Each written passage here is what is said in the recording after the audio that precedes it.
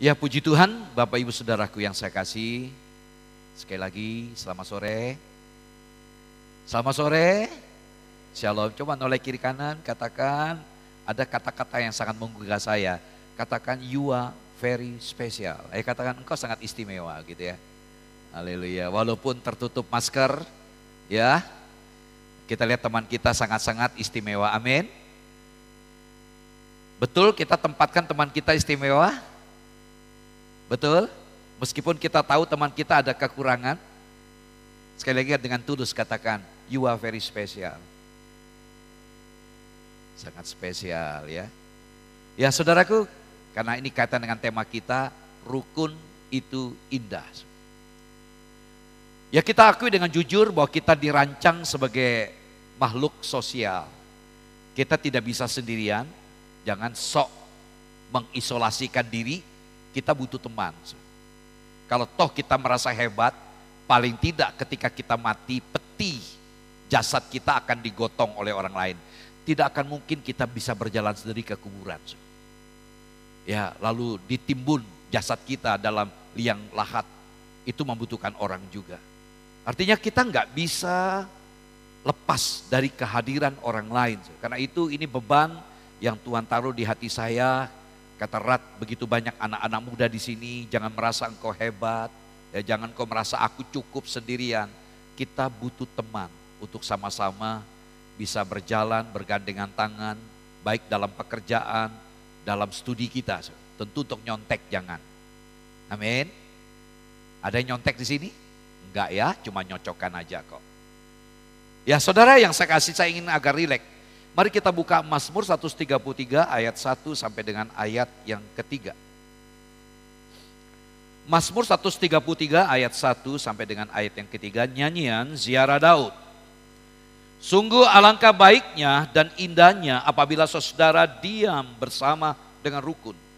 Seperti minyak yang baik di atas kepala meleleh ke janggut, yang meleleh ke janggut Harun dan ke leher jubahnya. Seperti embun gunung Hermon yang turun ke atas gunung-gunung Sion, sebab kesanalah Tuhan memerintahkan berkat kehidupan untuk selama-lamanya. Amin. Berbagai yang membaca mendengarkan serta memelihara firman Tuhan. Sungguh menarik pernyataan firman Tuhan yang kita baca ini. Saudara yang saya kasih dalam Tuhan Yesus Kristus, riset menunjukkan, hasil penelitian menunjukkan bahwa saat sebuah gereja memiliki persatuan yang erat, di dalam gereja itu ada kebersamaan, dibangun sebuah persekutuan yang bagus, yang begitu indah, maka gereja itu cenderung akan bertumbuh dengan baik. Artinya kalau dalam gereja tidak ada yang akur, satu sama lain tidak bisa mengampuni, menyimpan rasa curiga satu dengan yang lainnya, ya tidak ada sikap mesra yang dibangun, masing-masing merasa insecure, merasa tidak nyaman, ada ketakutan, tersingkirkan segala macam. Maka sulit bagi kita untuk mengalami yang namanya growth, yaitu pertumbuhan. Demikian dalam keluarga juga. Atau teman-teman yang ada di kos. Ya, jadi kita nggak bisa tidak. Harus membangkitkan semangat kebersamaan kita tentu secara sehat. Ketika tidak ada kebersamaan, persatuan yang bagus, yang indah dalam gereja, dalam keluarga, dalam perkuliahan kita di kampus, maka kita tidak akan bertumbuh.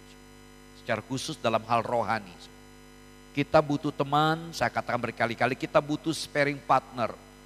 Kita butuh teman, mungkin teman itu tidak kita sukai. Teman itu tidak kita kehendaki. Teman itu kita tidak harapkan karena kita merasa tidak cocok.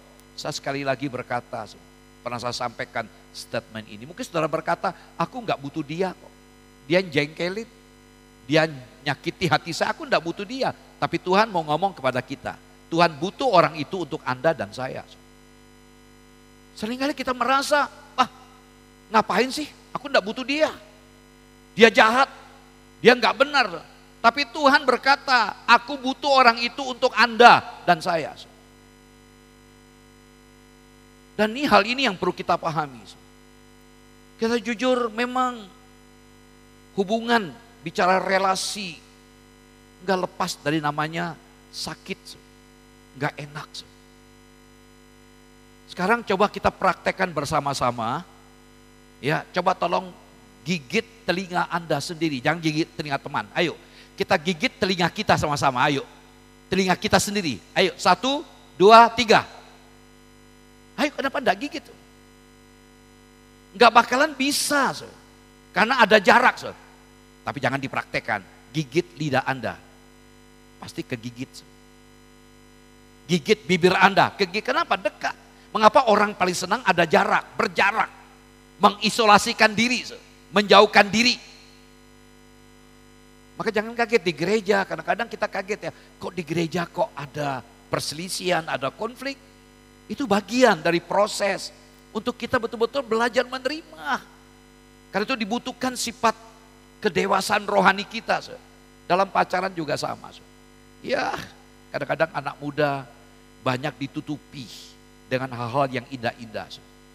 Ya, mengapa saya berani berkata, saudaraku, dibutuhkan sebuah sikap dalam melihat masalah percintaan. Ya, saya tidak setuju dengan cinta itu buta. Kalau cinta itu buta, maka cinta itu meraba-raba, kayak orang buta berjalan meraba-raba. Banyak orang betul dibutain oleh cinta. Cinta itu melihat. Nah, saya berani berkata, saudaraku, kalau Anda sedang berpacaran, buka matamu lebar-lebar. Jangan nutup mata rapat-rapat, yang penting aku cinta dia. Anda akan kecewa ketika menikah nanti. Ketika menikah, kok tidak seindah yang aslinya, warna aslinya. Baru ketahuan bohongnya ketika menikah. Ada begitu banyak yang kaget-kaget. Karena apa? Waktu pacaran matanya tutup. Saya berani berkata, ketika engkau mulai pacaran tertarik pada seseorang, buka matamu lebar-lebar, pertimbangkan latar belakangnya. Rajin enggak? Tanggung jawab enggak? Rohaninya bagaimana? Jangan ngukur kayak main musik, oh belum tentu. Ya maaf, jangan dilihat karena dia berkhotbah, nanti dulu. Buka mata lebar-lebar.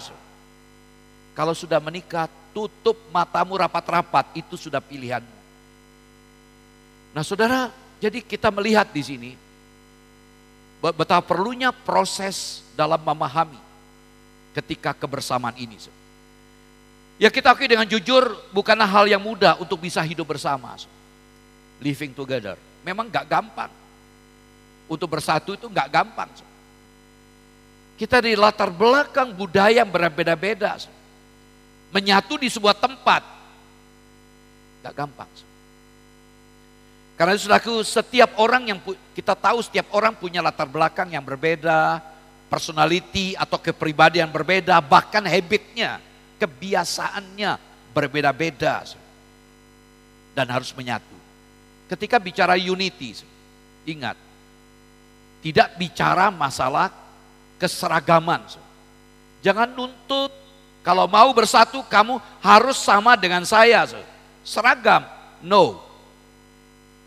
Jadi ketika kita bicara unity, kebersamaan, kebersatuan itu, kita nggak lepas dengan namanya perbedaan. Kalau kita menuntut sama, lihatlah di makam pahlawan, lihatlah di kubur orang Belanda, seragam, salib, sama semua. Jadi saya katakan kita tidak bisa seragam. Ada perbedaan. Nah saudara, yang saya kasih dalam Tuhan Yesus Kristus, kembali pada teks yang kita baca tadi. Jadi ini latar belakangnya, sesudah Raja Saul meninggal, mati, dengan Yonatan juga meninggal. Lalu kita tahu Daud membawa rombongan juga pergi lari menghindar dari Saul. Dan ketika Saul meninggal, pengikut-pengikut Daud mengangkat Daud menjadi raja di Hebron, di Yehuda. Ya saudara, tetapi Israel belum bersatu pada waktu itu. Jadi pengikut Daud dengan pengikut Saul masih bermusuhan. Nah saudara, Lalu kemudian kita melihat dalam 2 Samuel pasal 5, di situ menjelaskan di mana Daud menjadi raja selama 7 tahun 6 bulan, 7,5 tahun di Yehuda, di Hebron. Dia belum menduduki seluruh wilayah Israel. Namun setelah tua-tua Israel meninggal, ya, atau setelah mereka menyadari bahwa pentingnya bersama ini, lalu mereka mengadakan persepakatan. Ada perjanjian yang mereka bangun untuk bersatu. Mereka bersedia dipimpin oleh Daud. Nah, ketika mereka bersatu itu, ya, Daud menyampaikan pesan ini. Sungguh alangkah baiknya dan indahnya apabila saudara diam bersama dengan rukun. Memang Mazmur 133 ini adalah Mazmur dengan istilah Mazmur ziarah atau Mazmur pendakian. Nah saudaraku, tapi Daud ingin menggunakan ini, lihat, behold, sungguh alangkah indahnya, lihat. Dia sambil menunjuk orang-orang yang bersatu saat itu. Lihat dalam ziarah itu bersama-sama, tidak ada permusuhan. Lihat alangkah baiknya dan indahnya apabila saudara diam bersama dengan rukun. Ya puji Tuhan. Nah saudara yang saya kasih, jadi sini lihat, perhatikan, look, lihatlah. Lalu kata baik dari kata tov itu berguna, kata indah naim itu menarik. Jadi rukun itu baik atau berguna dan indah atau menarik. Lalu dikatakan diam bersama dengan rukun dalam versi bahasa Inggris. Versi King James, tinggal bersama dalam kesatuan. Jadi lihat betapa indahnya kalau kita bisa tinggal bersama dalam kesatuan yang berbeda-beda. Saudara yang saya kasih, kata tinggal bersama ini, saudara, ini merupakan pergumulan Daud. Mazmur 133 nggak bisa lepas dari Mazmur 132. Daud merindukan sebuah tempat kediaman Allah. Rumah Allah, bait Allah yang ada di Yerusalem. Dia rindu itu. Saya bacakan Mazmur 132 ayat 3 sampai 5 mengatakan demikian. Sesungguhnya aku tidak akan masuk ke dalam kemah kediamanku. Tidak akan berbaring di ranjang petiduranku. Sesungguhnya aku tidak akan membiarkan mataku tidur atau membiarkan kelopak mataku terlelap sampai aku mendapat tempat untuk Tuhan, kediaman untuk yang maha kuat dari Yakub. Kita melihat bagaimana passion atau hasrat, keinginan Daud untuk mendapatkan sebuah tempat kediaman Allah melebihi apapun yang pernah diinginkannya. Ya, jadi ini tinggal ini memiliki makna sangat dalam ketika dia berkata hidup bersama. Nah, ada 3 hal yang menarik yang dapat kita pelajari dari ayat-ayat yang kita baca ini. Yang pertama, kita perlu usaha untuk hidup rukun. Rukun itu tidak akan terjadi secara otomatis. Rukun itu tidak akan pernah terjadi secara instan. Ada proses. Saudara, dalam ayat 1 tadi dikatakan, ya alangkah indahnya kalau kita hidup bersama dengan rukun. Jadi ayat 1 ini menyatakan hasil dari suatu keberhasilan dalam persatuan, yaitu rukun. Itu hasil. Jadi dalam diam bersama dengan rukun, ya, tapi bisa saja diam bersama tapi tidak rukun satu sama lain. Ya bisa jadi dalam rumah hidup bersama tapi tidak rukun. Tapi Daud berkata, sungguh lihat, tadinya ada blok Daud, bloknya Saul. Sekarang menyatu, lihat, perhatikan, look. Sungguh menarik, baik dan indahnya, bagus. Jadi kata baik itu memiliki makna bagus dari kata top. dipakai, digunakan 550 kali dalam bahasa Ibrani. Dalam perjanjian lama, yang berarti bermanfaat. Kata top bermanfaat, berguna, menyenangkan. Jadi ketika kita diam bersama, itu sesuatu yang menyenangkan, bermanfaat. Naim, itu artinya menarik, indah, bisa juga berarti cantik, menyenangkan. Jadi ketika kita rukun, itu berguna dan sangat menyenangkan, menarik. Ini sesuatu yang luar biasa kalau kita sadar bahwa rukun itu, membangun kebersamaan itu baik, berguna, bermanfaat, menyenangkan, begitu indah. Kenapa tidak kita usahakan? Apakah harus terus bikin gap terus? Saudara yang saya kasihi, tidak semua yang baik itu indah, jelas. Ya, dan tidak semua yang indah itu baik. Karena mari kita pahami ayat yang disampaikan dalam ayat 1 tadi. Jadi kerukunan tidak akan pernah terjadi dengan sendirinya, seperti saya katakan tadi. Tapi perlu usaha, perlu upaya. Ya, respon kita yang sungguh-sungguh untuk mencapainya. Coba kita baca ayat ini, Ibrani 12 ayat 14. Ibrani pasal 12 ayat 14 mengatakan demikian. Berusahalah hidup damai dengan semua orang dan kejarlah kekudusan, sebab tanpa kekudusan tidak seorang pun akan melihat Tuhan. Ini sesuatu yang menarik. Dikatakan berusahalah hidup damai dengan semua orang dan kejarlah kekudusan, sebab tanpa kekudusan tidak ada seorang pun akan melihat Tuhan. Jadi dikaitkan antara hidup damai dan hidup kudus. Dari ayat ini kita bisa melihat kejarlah. Ya, berusaha itu berarti kejar. Jadi ada sebuah upaya, kejarlah hidup damai. Damai itu berarti rukun dengan semua orang. Mari saudaraku, sebuah ajakan bagi kita. Kejar, ada usaha untuk hidup rukun. Nah saudaraku, kata mengejar berarti membutuhkan banyak waktu dan energi. Mari saudaraku kita belajar. Ada waktu dan energi yang harus kita gunakan untuk melepaskan kepentingan diri kita demi terjadinya rekonsiliasi perdamaian. Tinggal bersama berarti siap hidup rukun. Sebagai contoh saya tulis ini pasangan suami istri yang serumah tapi tidak bicara. Berbulan-bulan tidur satu ranjang karena rumahnya memang punya kamar terbatas. Ada anak-anak, ada untuk orang tua juga, tapi mereka diam, tidur dipisahkan guling. Suatu hari suaminya menyadari ini sesuatu yang berat, saya perlu minta tolong istri saya. Saya harus pergi keluar kota, ya menemani majikan saya keluar kota. Dan harus bangun pagi jam 5, karena jam 6 sudah berangkat. Jam 5 untuk segala mandi persiapan. Lalu karena tidak ngomong, nulis surat.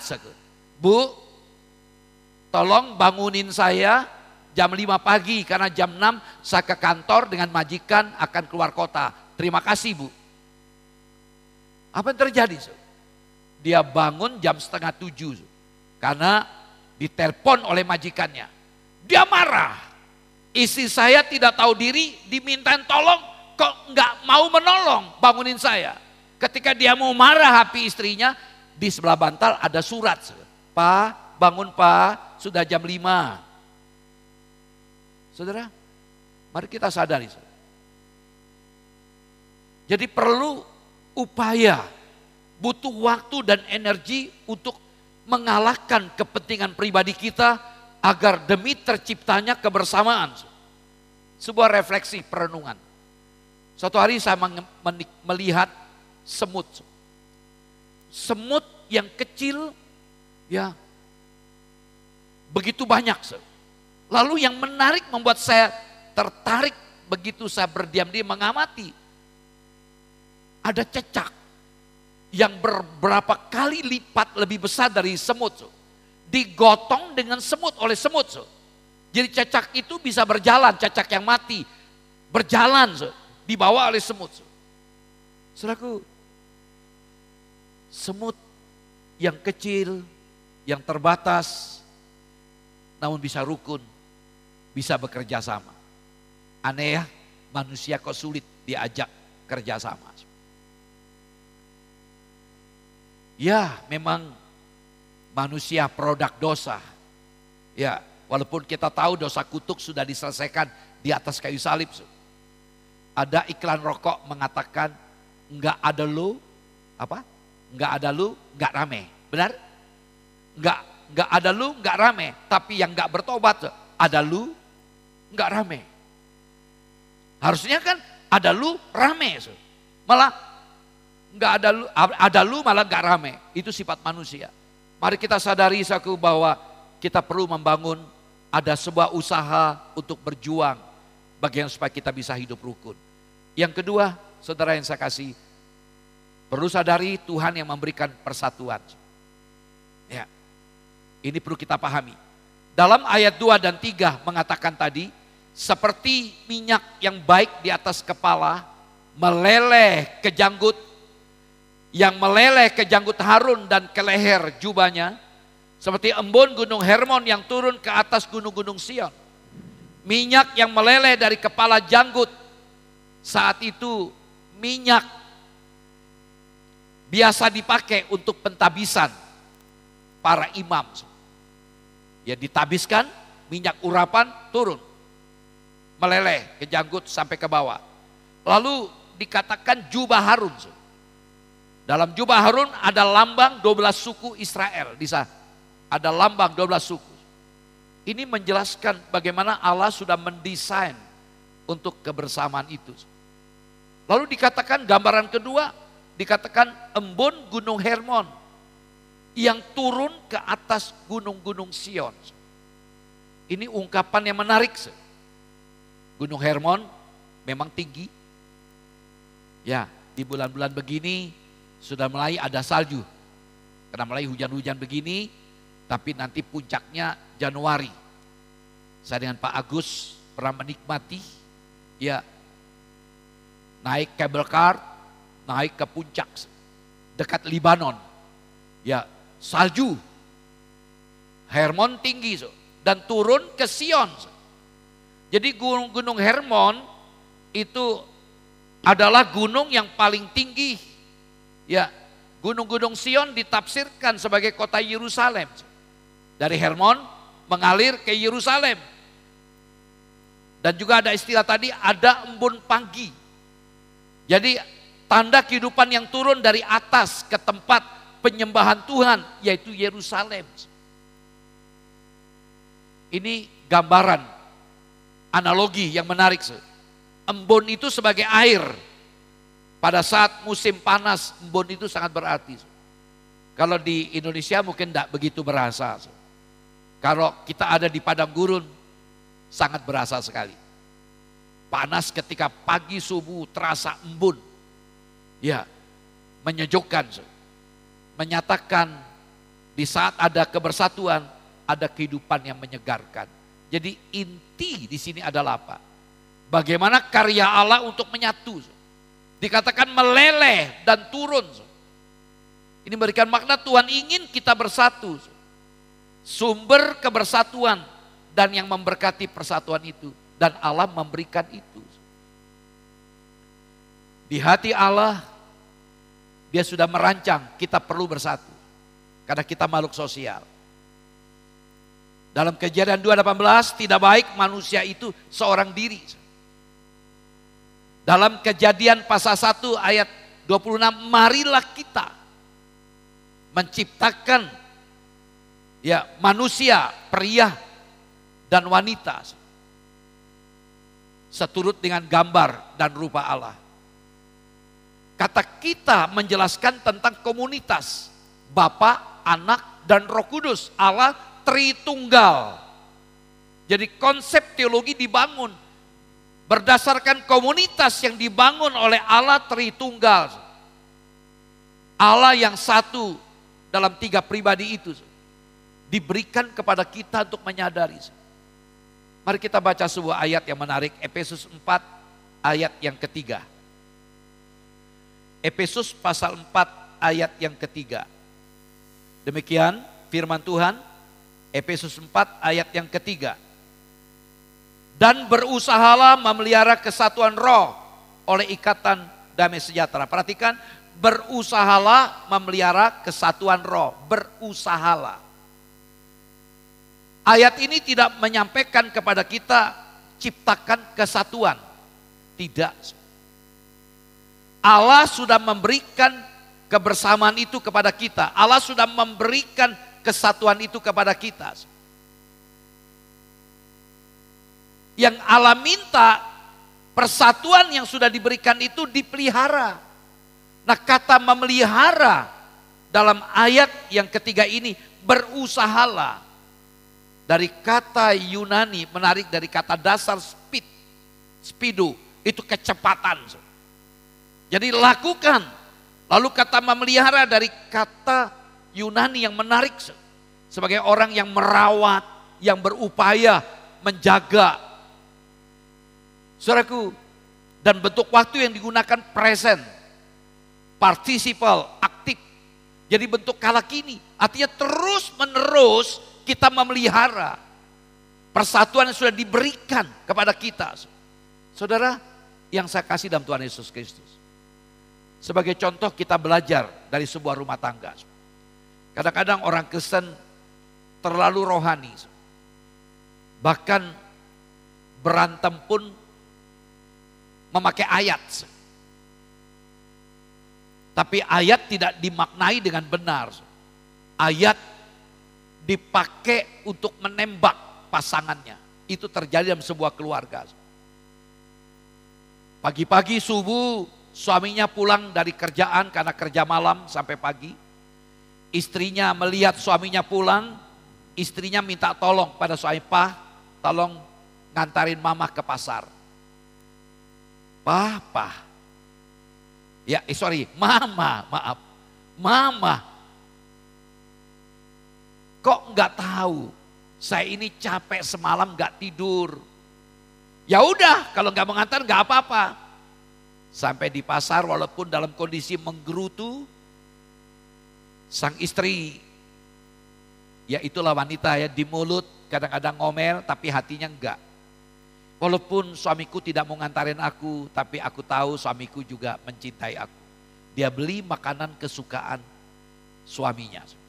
Mereka cerita, tibalah sampai di rumah. Dia taruh sajikan makanan di meja makan. Nah, suami yang sedang tertidur gak jauh dari meja makan terbangun. Ada aroma makanan kesukaannya dia. Tanpa bilang terima kasih, Bu. Dia meraih makanan yang ada di meja makan. Ketika dia meraih, di saat dia memegang makanan itu, istrinya menyambut. Jangan sentuh itu. Suaminya kaget. Kenapa, Bu? Ini kan makanan kesukaan saya. Jangan sentuh. Keluaran 20 ayat 17. Jangan menginginkan barang orang lain. Sang suami tidak mau kalah. "Mah, itu kan makanan kesukaan saya." Enggak bisa. Amsal 6 ayat 6, "Hai pemalas, belai pada sebut, Papa enggak mau ngantar saya." Suaminya keluar senjata pamungkas. "Mama cinta Papa enggak?" Wanita kau sudah digituin lulu hatinya. "Oh cinta, Pak. Hanya untuk Papa hidup Mama." Nah, kalau cinta boleh Papa minta. Dalam 1 Yohanes 3 ayat 18, cinta itu bukan hanya kata-kata namun ditunjukkan dalam perbuatan. Boleh Papa minta? Istrinya kalah. "Silakan, Pak. Ketika makanan masuk di mulut, Pak ingat, Pak. Yohanes 8 ayat 11, pergilah dan jangan berbuat dosa lagi." Saudaraku, kadang-kadang kita seperti itu. Ya, tahu enggak pesannya? Kadang-kadang kita seringkali sok rohani gunakan ayat-ayat untuk membela diri, untuk tidak membangun kebersamaan. Mari kita stop. Apapun alasannya, kesatuan memang sudah diberikan oleh Tuhan kepada kita. Marilah kita pelihara. Pepatah dunia berkata, bersatu kita teguh, bercerai kita runtuh. Sebagaimana riset tadi saya katakan di awal, kalau gereja ingin bertumbuh, keluarga ingin bertumbuh, kita butuh teman. Karena itu perlu hidup rukun. Yang terakhir, berkat dari hidup rukun. Saudara yang saya kasih dalam Tuhan Yesus Kristus, dalam ayat 1 dan ayat 3 saya baca lagi. Sungguh alangkah baiknya dan indahnya apabila saudara diam bersama dengan rukun. Sebab kesanalah Tuhan memerintahkan berkat kehidupan untuk selama-lamanya. Jadi rukun itu indah. Kenapa? Karena berdampak. Kesanalah Tuhan perintahkan berkat. Saudara yang saya kasih, berkat itu memang tidak selalu diidentikan dengan materi. Dengan benda atau harta. Berkat itu bisa berupa hal-hal yang bersifat rohani. Banyak contoh konkretnya. Yang jelas ketika kita hidup rukun, maka berkat itu diperintahkan. Saudaraku, marilah kita belajar bersama-sama hari ini. Suatu kehidupan yang berarti, yang bermakna, yang baik di saat ada kebersatuan. Kalau kita ingin betul-betul hidup ini bermakna, berarti. Ayo teman-teman bangun kebersamaan. Enggak usah melihat perbedaan lagi. Ada titik kesamaan, kita adalah saudara. Saya melihat teman-teman alumni aktivis gereja di saat era tahun 90-an. Sampai hari ini kami tetap berkomunitas. Kami punya grup, selalu kami berdiskusi, berbicara banyak hal. Bahkan hubungan tetap dibangun sampai hari ini. Ada yang sudah doktor, sukses, yang S2 juga banyak. Menjadi dosen, mereka tersebar seluruh Indonesia. Sampai hari ini tetap bersama. Nah saudara, itulah makna dari hidup yang berarti ketika kita bersama. Gereja yang bersatu jelas pasti akan memuliakan Tuhan. Keluarga yang bersatu, saudaraku, juga pasti memuliakan Tuhan. Hubungan rumah tangga, hubungan satu yang lain pasti akan memuliakan Tuhan. Dalam Roma 15, ketika kita hidup rukun, itulah salah satu cara mewujudkan apa yang Tuhan maksudkan sehingga Tuhan dimuliakan. Sebagai konklusi dari apa yang saya sampaikan, jangan biarkan perbedaan-perbedaan yang utama memecah dan merusak persatuan kita dalam Kristus. Kalau toh ada ketidakcocokan di antara kita, mungkin kita belajar bagaimana mencocokkan diri. Itulah keunikan kita. Kadang-kadang kita punya pendapat, kita merasa itu lebih baik. Tapi ketika pendapat kita tidak diterima, jangan sakit hati. Pada waktunya nanti kalau itu benar yang Tuhan maksudkan, pasti diterima. Jangan karena perbedaan pendapat lalu kita tidak mau membangun kebersamaan. Mari saudaraku, kalau kita selalu mempersoalkan perbedaan, sulit. Termasuk sulit untuk mendapatkan jodoh bagi Anda yang masih muda. Jangan coba-coba mencari pasangan yang sama dengan Anda. Itu jadi LGBT. Iya. Pria cari pasangan wanita, berbeda kan? Berbeda. Itulah unik. Nah saudara yang saya kasih, kerinduan pemazmur dari ayat yang kita baca tadi, itu merupakan kerinduan Yesus juga agar umatnya bersatu. Dalam Yohanes 17:21 dikatakan sama seperti Kristus dan Bapa adalah satu. Demikian juga seharusnya umat Tuhan juga bersatu. Seperti Bapa, Yesus bahkan dengan Roh Kudus menyatu. Harusnya saudara dan saya bersatu. Marilah kita berjuang untuk satu sama lain. Bukan dengan satu sama lain. Berjuang untuk gereja, berjuang untuk keluarga, berjuang untuk pernikahan, berjuang untuk relasi-relasi yang Anda bangun dalam studi, dalam pekerjaan. Dan dengarkan ini, di mana ada kerukunan, disitulah Tuhan memerintahkan berkat-berkatnya. Mau diberkati Tuhan?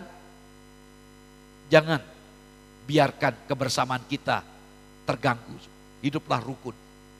Berkat akan menyertai kita. Tuhan Yesus memberkati, mari kita datang kepada Tuhan.